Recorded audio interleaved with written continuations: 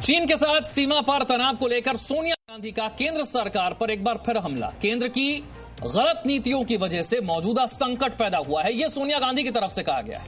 यह बड़ी खबर। देश की सुरक्षा पर खतरे के बादल मंडरा रहे हैं। देश में आर्थिक संकट और गहरा गया है। सोनिया गांधी ने सरकार पर फिर निशाना साधा है और देश की सुरक्षा पर खतरे के बादल मंडरा रहे हैं, यह कहा गया है। देश में आर्थिक संकट और गहरा गया है। आपने देखा इससे पहले राहुल गांधी की तरफ से कैसे ट्वीट करके सरकार पर सवाल उठाए गए। अब सोनिया गांधी की तरफ से भी सवाल उठाए जा रहे हैं। कहा जा रहा है कि केंद्र की जो गलत नीतियां हैं वो मौजूदा संकट के लिए वजह हैं। आर्थिक संकट जो है देश का वो और गहरा गया है। देश की सुरक्षा पर खतरे के बादल मंडरा रहे हैं। यानी कि दो मोर्चों पर सरकार को घेरने की कोशिश कांग्रेस की तरफ से, सोनिया गांधी की तरफ से की जा रही है।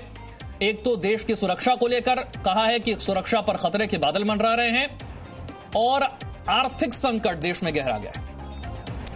कांग्रेस अध्यक्ष सोनिया गांधी के आरोप पर बीजेपी ने भी हमला किया है, पलटवार किया है। सीडब्ल्यूसी की बैठक में सेना की आलोचना बहुत दुखद है। यह बीजेपी की तरफ से कहा गया है कि सीडब्ल्यूसी की बैठक में सेना की आलोचना की जाती है, जो बहुत ही दुखद है।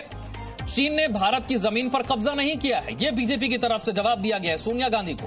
कांग्रेस ने सब सरेंडर कर दिया। सोनिया गांधी ने सरकार की नीति पर अब सवाल उठाए थे, उसका जवाब बीजेपी की तरफ से दिया गया है। देश के आर्मी चीफ लेह में उतर रहे हों और देश के जवानों के मोराल को, उनकी शक्ति को वर्धन कर रहे हों, उसे बढ़ा रहे हों, उसी समय सीडब्ल्यूसी की मीटिंग करना और सीडब्ल्यूसी की मीटिंग में आर्मी के विरोध में कहना और यह कहना कि भारत ने अपने टेरिटरी को सरेंडर कर दिया है, भारत कमजोर पड़ गया है, ये क्या आप आर्मी के साथ दो दो हाथ होना चाहते हैं? ये किस प्रकार की लड़ाई है? सोनिया जी, मैं आज स्पष्टता के साथ बता देना चाहता हूं और हर कांग्रेसी इसे कान खोल के सुन ले। हमारे देश हिंदुस्तान ने अपनी 1 इंच भी जमीन सरेंडर नहीं किया है, 1 इंच भी जमीन सरेंडर नहीं किया है।